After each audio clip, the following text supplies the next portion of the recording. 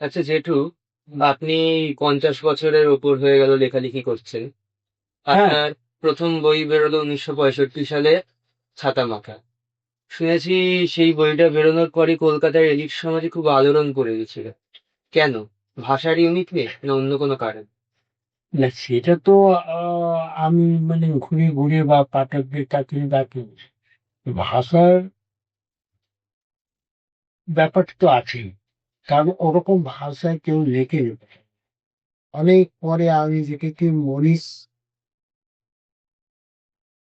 মাধবীর বাবা মনীষ ঘটক একটি ছোট লেখা, এই ঢাকার ভাষায় একটা কালেকশন, কিন্তু ওখানে তিনি আর কিছু উল্লেখ পাবো।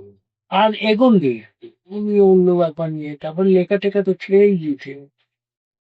তারপরে এটা যখন আমি লিখি, এটা আমাকে মেইন বলে যে তুমি এক কাজ করো, এটা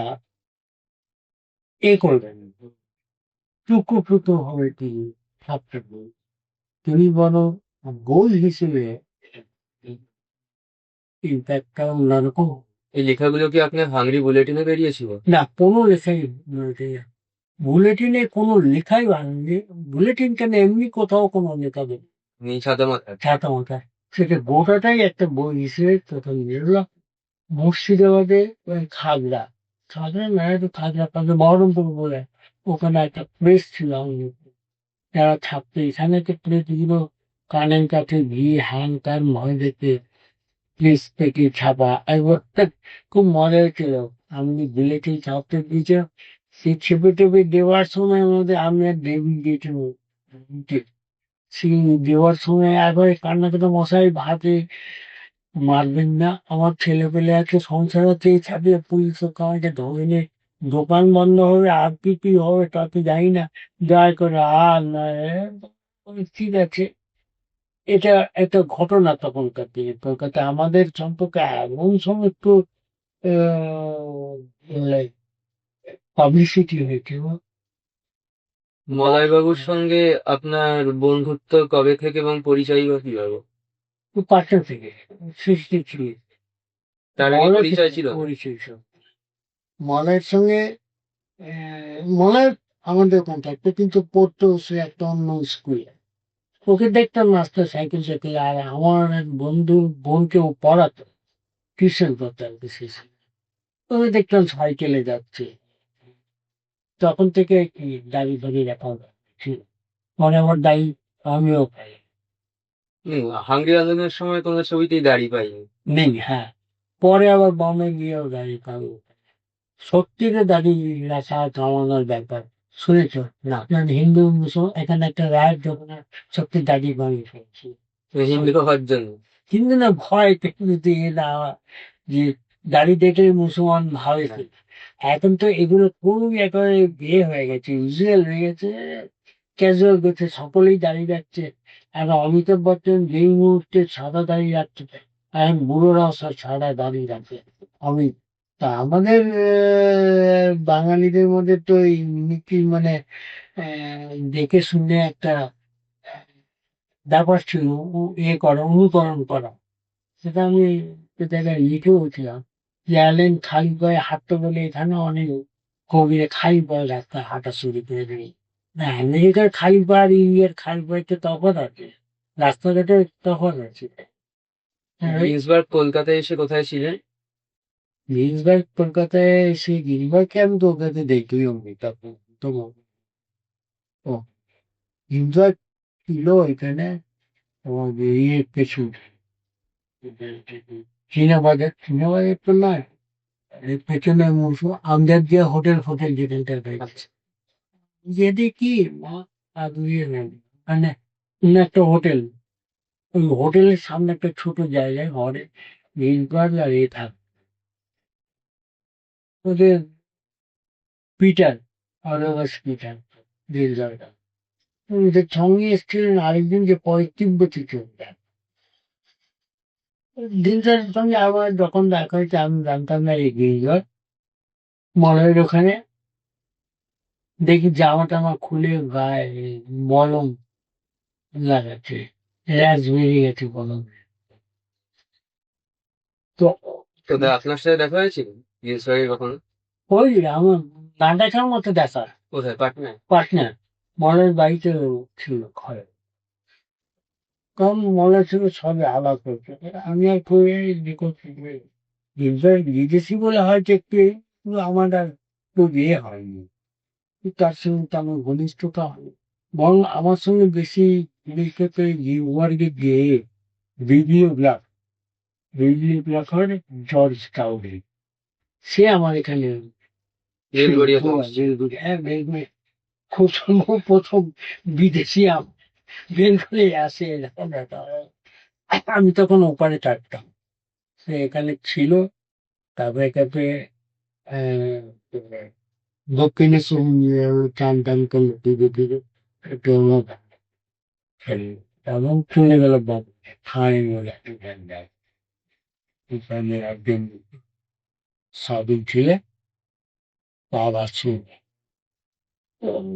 তারপরে ফেরার পথে আবার সেটা একটা বই আছে, এই বইটা ইন্ডিয়ান এই টয়লেট বইছে, ভারতবর্ষের ও আমাদের সম্পর্কে আছে রাখতে কাটিয়েছে।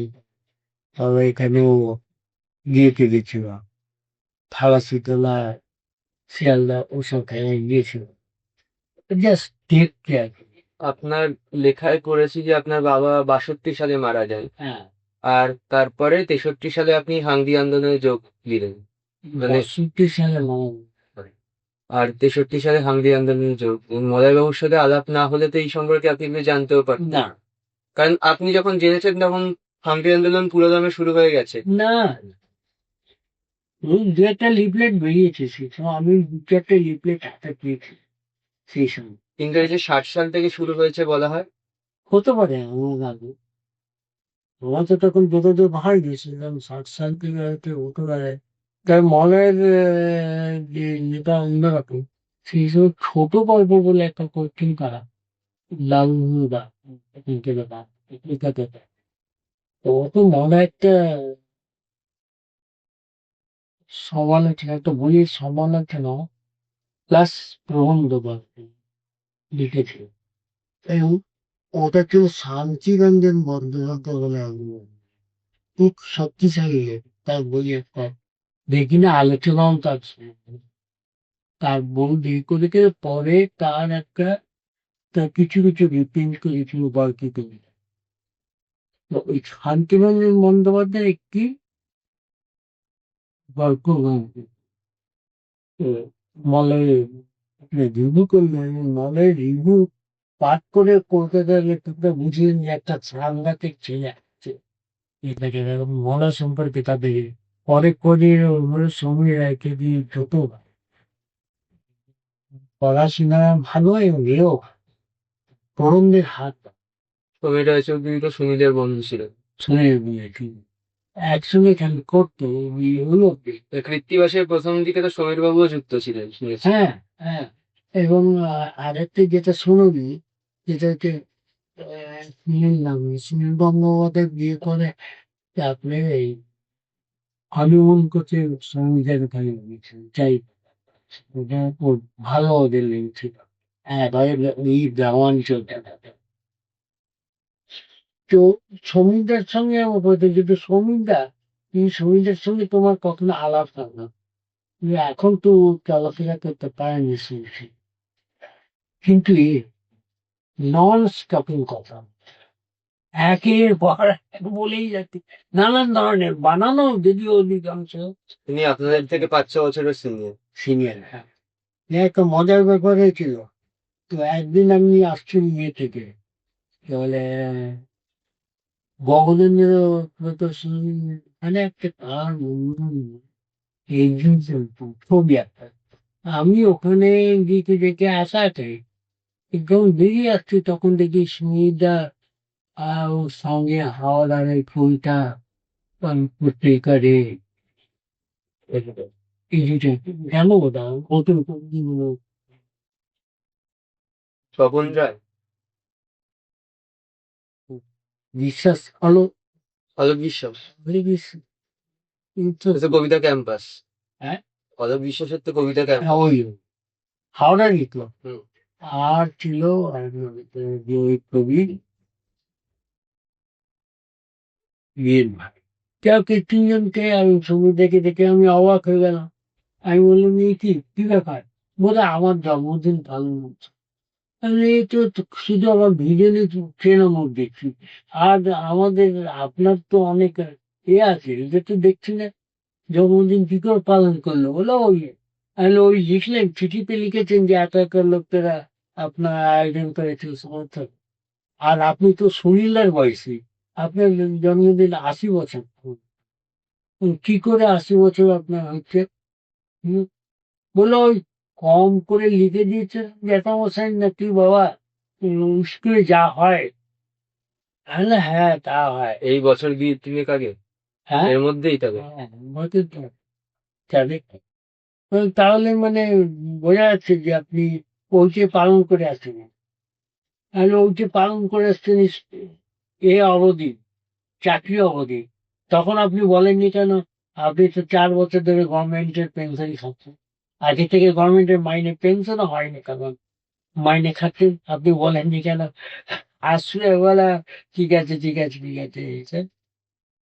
তার ওই পরে শ্রমিকের সঙ্গে গল্প করে ভালো লাগতো, কিন্তু শ্রমিক। ভাঙড়ি আন্দোলনের প্রথম দিকে উৎপল কুমার বসু, শক্তি চট্টোপাধ্যায়, বিনয় মজুমদার ওরা ছিলেন, কিন্তু আপনি 63 সালে এসে কি ওদের কাউকে সংযুক্ত দেখেছেন? আমি 63 সালে কফি হাউসে তখন সকলকেই দেখেছি। মানে হাংরিদের সঙ্গেই? হাঙ্গিদের সঙ্গে না কফি হাউসে বসতে, ওরা নিজেরা যদি হাঙ্গি বলে থাকে তাহলে হাঙ্গিদের সঙ্গে। আমি কলকাতায় আছি, কফি হাউসে প্রথম আমার হয়েছে দেবী রায়ের সঙ্গে। দেবী রায় নামে একটা চিঠি দিয়েছিল আমার আপনার ছেলে, আমার বন্ধুর সঙ্গে, লেখাটাকে ইন্টারেস্ট লাগছে এই ধরনের কি লিখেছিলাম মনে। তখন দেবী আমাকে নিয়ে উত্তর দেবী রায়ের নাম তো ছিল হারাধন খাড়া। ধারা। ভাড়া। হ্যাঁ, তো সেইখান থেকে দেবী রায় ট্রান্সফার হওয়ার কারণটা কি, নাম পরিবর্তন? নিশ্চয়ই একটা কারণ আছে। কিন্তু ওই নামে লিখলে সাহিত্য জগতে পরিচিতি পাওয়া যাবে না। সেটা এখন বলে বটে, কিন্তু ওর চেয়েও তো অনেক বাজে নাম হচ্ছে সাহিত্য জগতের দরকারই তো বলতে পাওয়া যাবে না কেন? চলতে লেখার উপর নির্ভর করছে কি নামের উপর নির্ভর। কিন্তু এমন একটা ধারণা আছে না যে, এটা প্রচার করেছে, হ্যাঁ, বা আপনারও বিভিন্ন সময় আপনার লেখাতেও পড়েছি এটা, সেটা ঠাট্টাও হচ্ছে করেছে।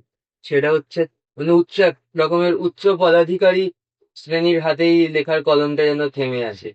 তা- হ্যাঁ, সেটা মানে আপনি এক জায়গায় লিখেছেন যে আপনি বসাক পদবীধারী হওয়ার জন্য তেমন পাত্তা পেলেন না। না, অনেক জায়গায় হয়েছে এটা। এটা হয়েছে অনেক জায়গায়। মানে পদবীর ওপর লেখার ক্ষমতা থেকে পজিটিভ মানে বোঝা যাচ্ছে তুমি শ্রেণী। তুমি ওই শ্রেণী। তো ধরো তুমি এই এখানে একটা ছিল একটা লোক টাইটেল নেই, এখানে পারতে নেই, কিন্তু বিবিসিতে একজন লোক আছে খুব উচ্চপদস্থ বাঙালি। এরা যদি সেইটাই প্রচার করে বেড়ায় যে উনি হলেন, তারাও ওকে পাত্তা দেবে।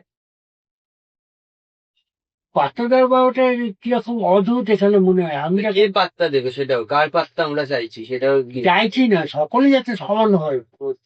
যেমন আমি অফিসে যখন এলাম, তারপরে আমি মেদিনীপুরে গেলাম ট্রান্সফারে। সেখানে দু ধরনের, ও আমাদের আমাকে বলছে, ও আমাদের। আমি তো প্রথমটা বুঝতেই পারিনি ও আমাদের। পরে শুনুন যে ওরা হচ্ছে ওয়েস্ট বেঙ্গলে মেদিনীপুর, বাঁকুড়া, কলকাতার লোক, মানে ঘটি। ঘটি। আর এরা হলো বাঙাল। আর বাঙালদের সংখ্যা লঘু- লঘু নয়, গুরু। সংখ্যা গুরু ওখানে। আর ওরা আছে, ও বদমাসি বুদ্ধিও বেশি আমাদের স্টাফদের। তো খুব বুঝিয়ে ফুঝিয়ে ও সেই জন্য চাইতো যে অন্তত সংখ্যার দিক দিয়ে একটু বেশি। তো আমি মাঝখানে গিয়ে দাঁড়িয়ে রইলাম। আমি বলে এদিকেও না ওদিকে না, আমি তো বিহারের ভাই। এইরকম মজা মজা দেখা ঘটনা ঘটত। তা আমি মেদিনীপুর থাকাকালীন লিখেছি আমি এই এ, ছাতা মাথাতে আমার মেদিনীপুর গোটাটাই। মেদিনীপুরে খুব হয়েছে সাঁওতালদের পাড়ায় টাড়ায় এসব হয়ে গেছে। ওদের যে উৎসব হয়, সেই সব উৎসবে বিচার বলে উঠতে চেয়েছিল। আমি সমবয়সী হবে। সে অফিসে চাকরি পেতেও নয় রিসেন্ট ক্লার্ক ছিল, কিন্তু আমাদের মেসেও থাকতো। এবার ওর সঙ্গে নিয়ে যেত, চলুন মোসাদ্দা, আপনি তো ওদের, আপনি তো আমাদের নাচ সব দেখেনি, চলুন সার্কুল বলে একটা উৎসব নিয়ে গেল, বলে এমনি চলুন যা আমার সাথে। শীতকাল আমি বললো বিছানার চাদর গায়ে দিয়েই চললাম। সেই ছেলেটি হঠাৎ দিন পাঁচেক করে হঠাৎ মৃত্যু হয়ে গেছে। কি ব্যাপার না ভেবে ভেবে সাঁওতালদের, মানে ও ছিল সৎ মাসি, ওদের সম্পত্তি নিয়ে সৎ ভাইয়ের সঙ্গে বিষ খাইয়েছে? বিষ না, ওই ওদের কি একটা বলে, টোনা ফোনা করে নানা রকম। ওকে, তো ওটা বিশ্বাসযোগ্য নয়, কিন্তু ওখানটা আমি দেখেছি ওই লোকটাকে বেরিয়েছে। তো অন্য কোনো কারণেও হতে পারে, মানে এই কিছুদিন না, বান মারার জন্যই যে হ্যাঁ হয়েছে সেটা বানমানা, না? বানমানা কথাটাই বলেছিল। তো এইগুলো তো বিশ্বাস করি না আমরা, এতে আমরা এগুলো বিশ্বাস করি না বানমানা, কিন্তু করে হয়ে গেল সেই ছেলের সামনে ছেলে করে দেখি এখনো জল ভাসে ওটা। হয়েছে, তো বিশ্বাস না করলে কত হয় না যে এ, ইয়েতে জারি করা আপনি এখন এটা মানছেন, এই জিনিসটা কি 64 সালেও এই মানতে মানলি। পেরেছিলেন? মানতে না পারেন না তখন তো রক্ত গরম, মানতে পারেন? রক্তকম বা অনেক কিছু টিভিবেলে উঠিয়ে দিতাম, তখন তো আর না। আমি ওখানটা আমাদের ওখান থেকে একটা জায়গায় চান করতে যাই, পুকুরে, পুকুর ছিল না মেস থেকে, একদিকে একটা সাপ ক্রস করছে, বেশ বড় তো আলোটা, সাপও অনেক দেখেছি, বড় সাপ, সবাইকে খাইয়ে দেবে। তো আমি বলে একটা লাঠি নিয়ে একটা বাঁশ নিয়ে এলো, বাঁশে দিয়ে চেপে ধরলাম মাথা, আর এদিক বললাম এইটা ধরে কিছু করতে পারবো না। তখন এগুলো ছিল, এখন বলে আমি সে দৌড়ে পালিয়ে যাবো হয়তো। কিন্তু এখন তো সাপ অন্যরকম নানা রকম রূপে বেরিয়েছে না।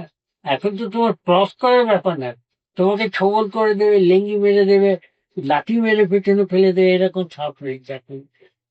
মানুষটাই সাপ হয়ে গেছে বলছে? হ্যাঁ, না সাপের চেয়েও বেশি হয়ে গেছে।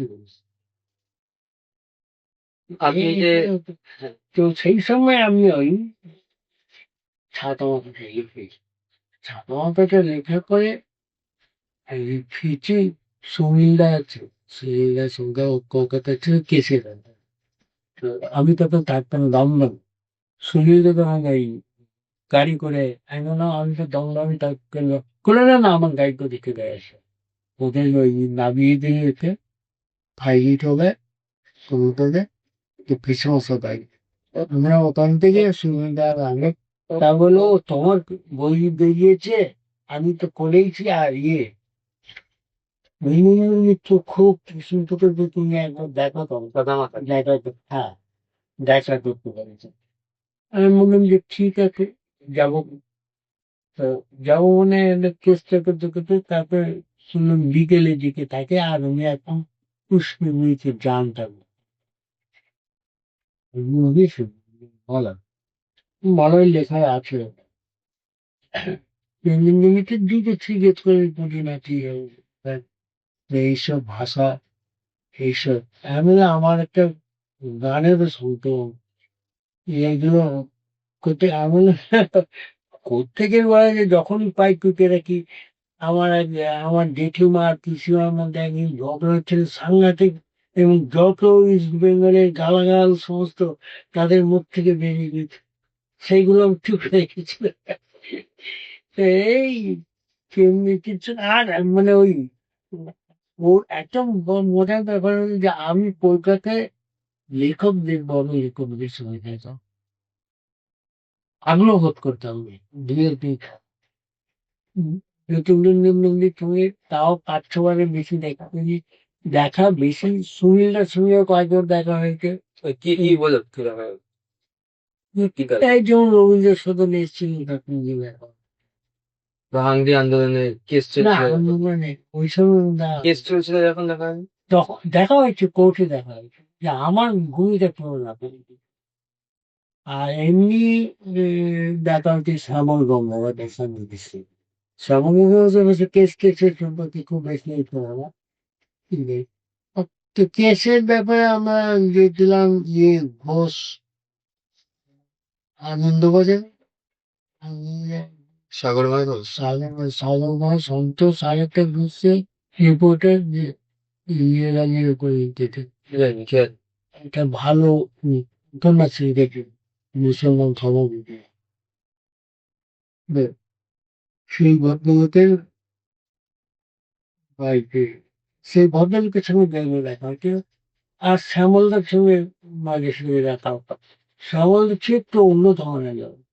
মানে আমাদের কিন্তু সাহিত্যের কিন্তু একটা গম্ভীর ভাব গম্ভীর দুটো হয়, ভাব গম্ভীর তিনি প্রবন্ধিক, আর নয় তিনি তিনি কবিতা টবিতা লেখেন।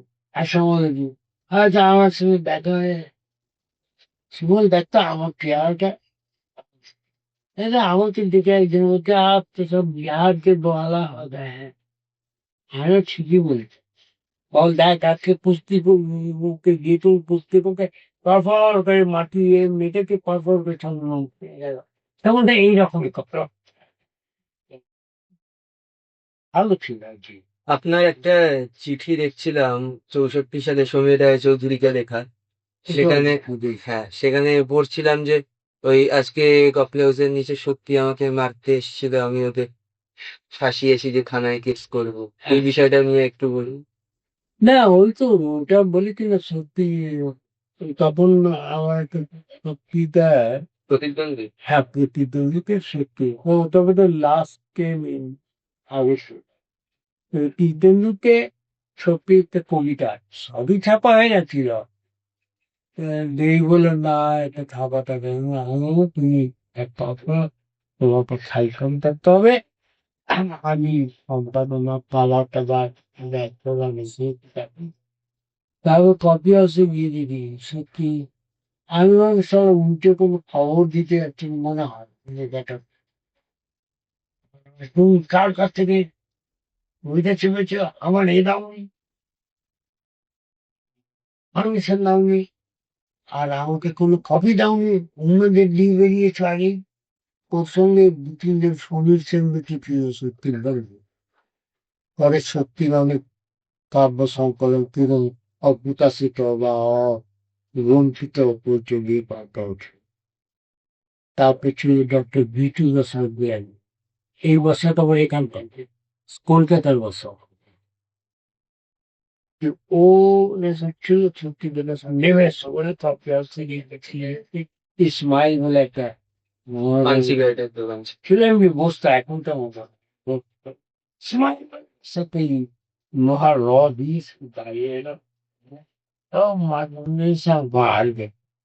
আমি যা তখন বর্ধমান হয়তো লোহার রড ধরেছি, সবাই তখন এসে বেলাল চৌধুরী এসে ধরে আমার এই করছে প্রকৃত তর পাচ্ছে। আর সবচেয়ে খেয়েছিলেন? হ্যাঁ পান করেছিলেন কে শক্তি? সত্যি তো পান করতোই, পান করেও ছিল মনে খাও নাও করে থাকতো, পান তো করে থাকতো ও মারবে ঠিক করে এসছে যখন পান করেছে। তারপরে নিচে নেবে অমনি তমনি করছে সব দেখে নেবে হ্যাঁ করে সব করে দেবে এইসব বলার পরে সত্যিকে ভেবে নিয়ে আর আমার বন্ধু টন্ধু যারা ছিল সব শুধু দেবী এসে বলল যে শ্রীমাল তুমি তো বাইরে ছিলে কলকাতায় এসেছো একটু তো আমাকে দাম দিতেই হবে। সান্ত্বনা ঠিক আছে তাই ভাবলাম যে তুই তো এসে এরপরে না সেই সব সমিতি তোমার দেবে ছবি করে দেবে ছিল মনে হচ্ছে না পরে দেখি দীপক দীপন সমীর রায় বলে কি মর্নি দেবো পুরো ইনজেক্টটা পেলাম নেকাটিভা সরকার ছবির বিজনেস করতে বিদেশকে পরে যে পুর অ্যান্ড জেনারেল যাতে কিছু তারে ওই সমীর লাইব্রেরির সিন্ডিকেট একটা লেখা লিখতে সাথে ওকে বললো তুই এখন ছাপো না আমি শিয়াল বা শুধু বললাম আমি চলে গেছি সঙ্গে পরে যোগে দাঁড় কি করছো কি হতে কে কোথায় এসব প্রবলেম কি শুনতে কাপড় শুনতে রস আর কি ও চেপে রাখে চেপে রাখে এই যে হামদের মধ্যে কি বললো হাতে শুনিয়ে দিল শুনতে বললি যে তুমি ভাই এ করলাম ওটা ছোট না বললে কোথা অনখন লেখাটা থাকলে অবকাশটা মুক্ত রাখলে এত গরম উত্তপ্ত হয়ে আছে না, শক্তির ক্ষেপে যাওয়ার কারণটা কি ছিল? আপনি বলেছিলেন আগে একবার যে এই আনন্দবাজারে ওরা চাকরির ব্যাপার চাকরির ব্যাপারে। হ্যাঁ আনন্দবাজারের চাকরি যে কি না হবে এরকম কথা কিন্তু তখন সুনীল হয়েছে দিতে শিখেছি সুনীল তো অনেক বেশি এদেরকে এসব ব্যাপারে বুদ্ধিমান এই শক্তি বোধহয় ভেবেছে হাত ছাড়া না আমার হয়ে চাকরিটা না হোক তা সাধারণ বিষয়কে বলেও থাকতে পারে যে এসব করছো কি করছো তুমি চাকরি চেষ্টা করছো তার সাথে কেন হাংরির লিফলেটে লিখছো? হাংরিদের সঙ্গে যুক্ত আছো। না ওই রিপ্লেতে লেখ হাঙ্গিদের সঙ্গে তোমার যোগাযোগ করিয়েছে হ্যাঁ এইরকম ব্যাপার আর কি আর এইসব কম চাইলে কিছু একটা হাঙ্গি সংকলন একটা পৌঁছাতে যেটা বিয়ন্ড যে কিন্তু ওকে বাইরেও একটা হাঙ্গি শিল্প কার্য যে এরকম ব্যাপার পড়েছি। ওদের শক্তি ওই ধরনের করতে তো লেখে তারপরে আর লেখা হয়নি এইসব হয়েছে তখন গোলমাল ফলে আমি হয়ে গেলাম একবারে এত বেশি আমি কর্মসূচি পেয়ে গেলাম পরদিন গেছি গিয়েছিল না তো মোহিত নিচে তো এসে পাশে পেরিয়ে গেছে ওটা কি গো সেই নাম দেখা যাচ্ছে নাম শুনে নিয়ে কবি নাম না শুনে কবি আমার তখন লেখা থেকে গুটিয়ে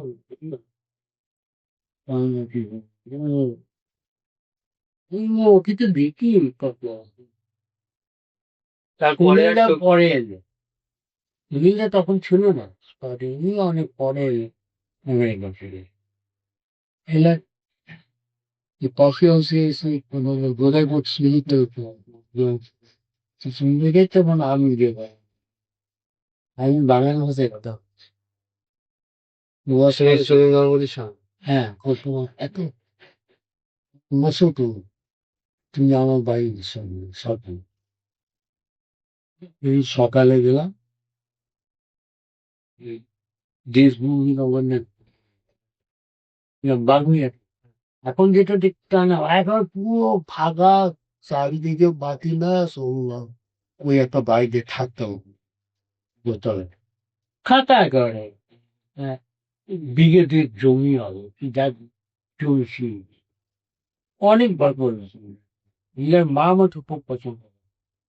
এই পাড়ার ওই বলি হয় তারপরে যাও শুনবা আমি সঙ্গে সঙ্গে আমেরিকাতে যাবো হ্যাঁ প্রথমে কারণ ভাই সেক্রেটারি তখন তো আরো বেশি 65 তারপর দেখা যায় তারপর কোনো একটা কারণে এই নলের তো অনেক রকম আছে কোথায় কি লিখে কি বোঝা যাচ্ছে না শুনে শুনে যোগাযোগটা কম হয় ইতিবাসে প্রতিষ্ঠায় যেতাম মেয়েটার সাথে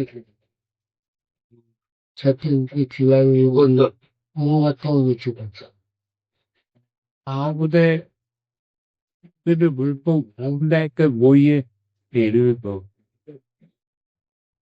আমার দিদিটা তখন ওই আমাদের এমপি উত্তরবঙ্গের যে এমপিতে এখনো কৌমতি আছে মুম্বাই আছে বিবেকানন্দ দাস দারুণ লেখা ছিল উপন্যাস আচ্ছা ওর কি হয় কি না খবর নেই মানে 4-5 বছর তো পুরো সে এখন তো দীপা দাস মুন্সি চালাচ্ছে। না ওকে কি রেখে দিয়েছে জানি না, অনেকে বলে হয়তো মারা গেছেন, বই কাজ করেন। অনেকে বলে এতদিন ধরে 5 বছর ধরে কমাতেই আছে। 5 বছর অত থাকে না তো 3 বছর থাকে হয়ে তো গেল অনেকদিন। হ্যাঁ এই রাজত্ব হওয়ার আগে তো হ্যাঁ, সে অবশ্যই। সে কোথায় থাকতো এখানে বের হয়ে জানো কে? এই রাজবংশী বেলঘড়িয়ে থাক। হ্যাঁ আরে এই বেঙ্গল ভিতরটা তুমি ওই ইয়েটা ক্রস করে বাদিকে যে বিবেকানন্দ নগর, হ্যাঁ, একটু ভিতরে ওখানে একটা রাস্তা আছে, ওই ডান দিকে উল্টি বাড়িটা একটা ঘর। তখন রাজনীতি করতো? হ্যাঁ, আর ওর পাশে একবার ঘরটা খেতে আমার ভাই। আচ্ছা। তখন ইউনিভার্সিটি কথা বলতে খুব বুঝি ভালো, মানে ও আপনার সাথে ওই ঘটনার পর সত্যির আর কবার সাক্ষাৎ হয়েছে?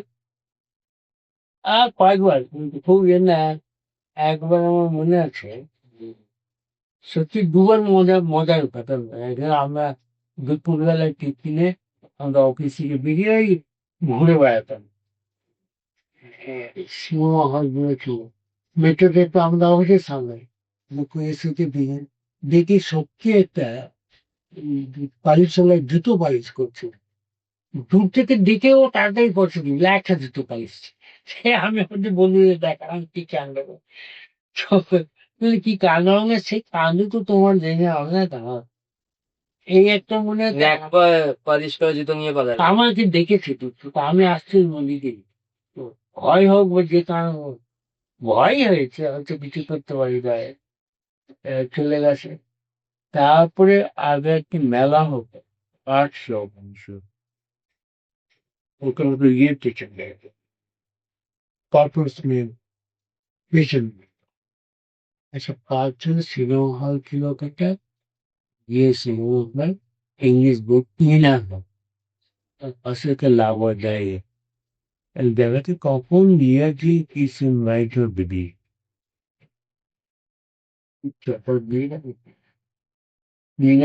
ও প্রথম ওরা চালু করে প্রকাশ কর্মকার এরা সকলে ওই 50 এবং প্রকাশ কর্মকার ছবি কিন্তু 40 টাকা, মানে তুষার রায় ছবি টবি আঁকা, ওরই ছবিটা কিন্তু স্যারে বইতে প্রকাশ কর্মকার।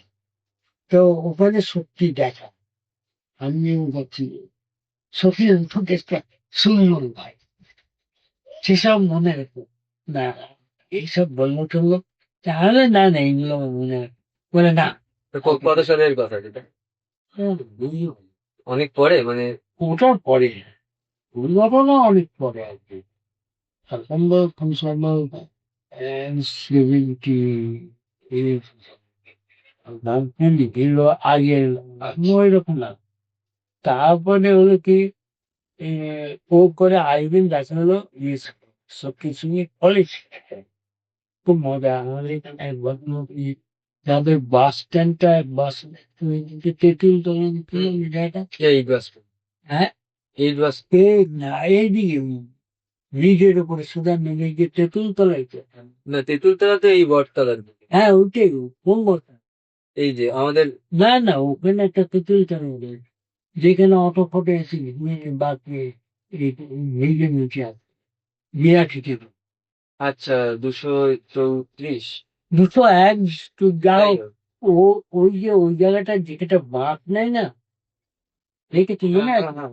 বাঁক নেয়, ওটা ছিল একজনের বাড়ি, সেই জায়গাটা তো দান করে দিয়েছে, মানে মিউনিসিপালিটিকে দিয়েছে, যাতে ওখান থেকে বাস বা গাড়ি বা রাস্তায় যান। ওই বাড়ি এই ভদ্রলোকের দুই ভাগ, এবং ওই আদালত বলেছে তারপরে চলে গেছে তাকে মেরে, পরে রিটায়ার করে আবার ফিরে এসেছে, তারপর খুব সুন্দর ইঞ্জিন হওয়ার তারপরে আর বড় হয়তো প্রেস্টিজ আছে এখানে শুধু, ও খুব রে আর কি, সালমান পক্ষে পেয়েছে। এবং মানে সত্যিকে দেখে আর কি, দেখে কোথায় দেখেছিল? কলেজ কলেজ সত্যিকে দেখে, এই যে সত্যিটা নাকি সত্যি নাও সত্যিটা, সত্যকে পাত্তা দেয়নি, ও বুঝতে পারেনি ব্যাপার, সত্যি তো আমাকে দেখেছে, ওকে না দিয়ে আমাকে সেই বলো, তুমি আজকে অনুরোধ করছো কিনা, এই সময় তুমি তো বলতে কথা বলতে লাগবে, ও ভদ্রলোক চলেও গেল। তো পরে ভদ্রলোক বুঝেছে যে আমি আমার অবস্থানটা কোথায়, এখানে যেমন পারতেই অবস্থানটা ও বুঝতে পারে, কি কেমন ভালো আছে হ্যান ত্যান এইসব করতে। এই, ঠিক আছে, অন্যদিন আবার হবে। আর আরো দু একটা কথা বলছি। আপনি বলেছিলেন না ঋত্বিক ঘটকের সঙ্গে আপনার দেখা হয়ে গেছিল। টিকটকের সঙ্গে এমনি দেখা হচ্ছে, ফিল্ম নেই কিন্তু আমার কোনো ভূমিকা নেই, সকলে যেমন যাচ্ছে তেমন নেই।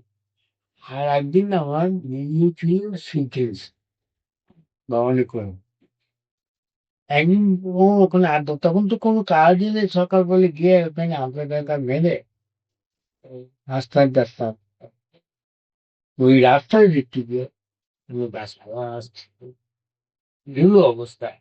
আর দেখতে যায় আমি, আমি তো দেখতে না, সিদ্ধেশ কেউ চেনে না, কি জানি না।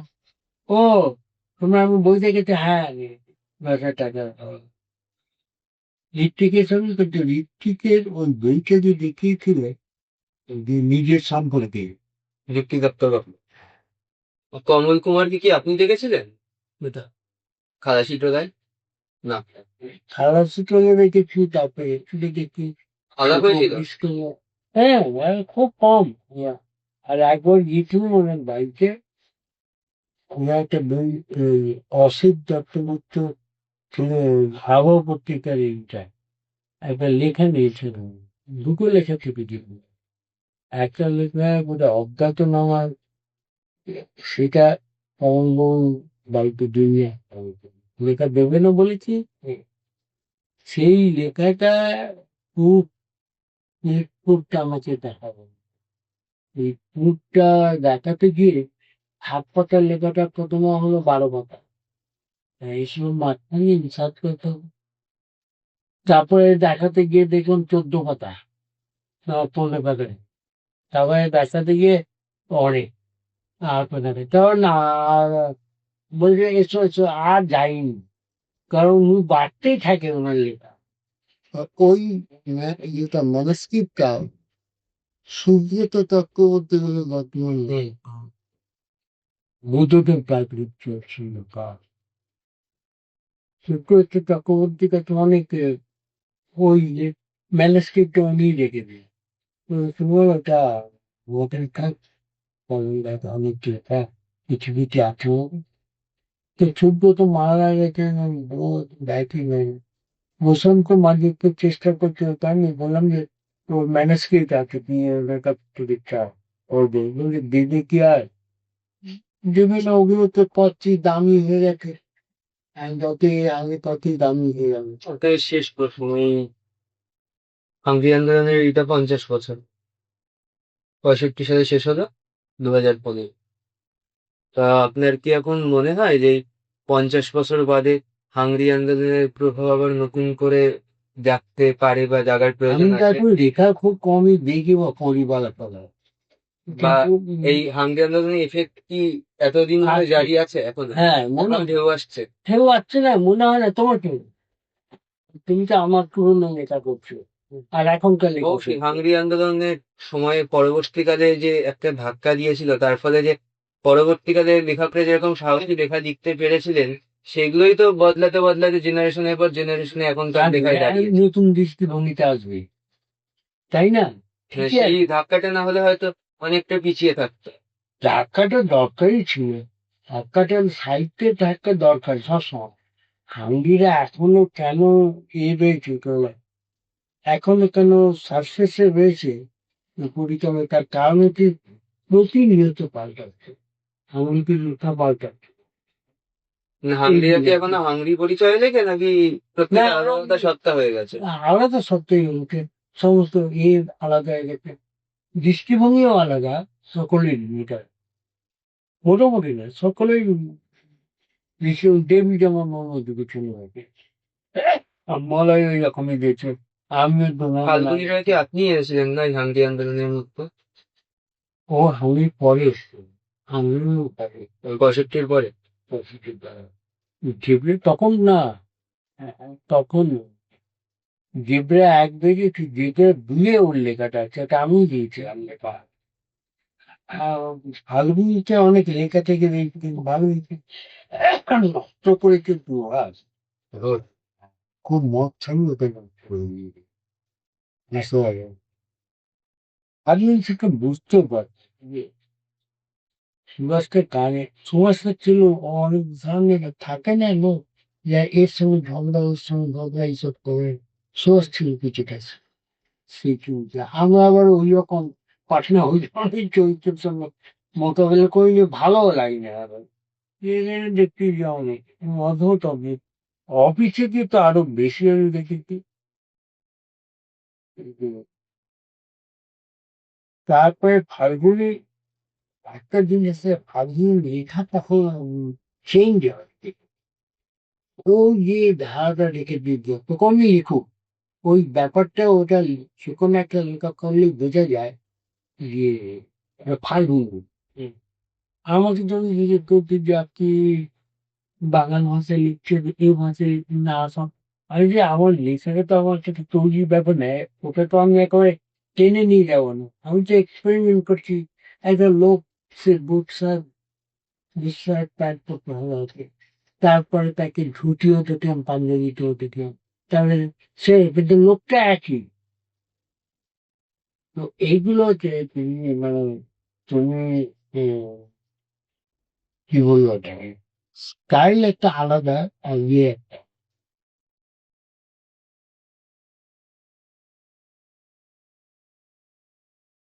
ফ্যাশন ফ্যাশন এবং স্টাইল আলাদা ফ্যাশন তোমার পাল্টাতে থাকবে কিন্তু স্টাইলটা তো টিকে যাবে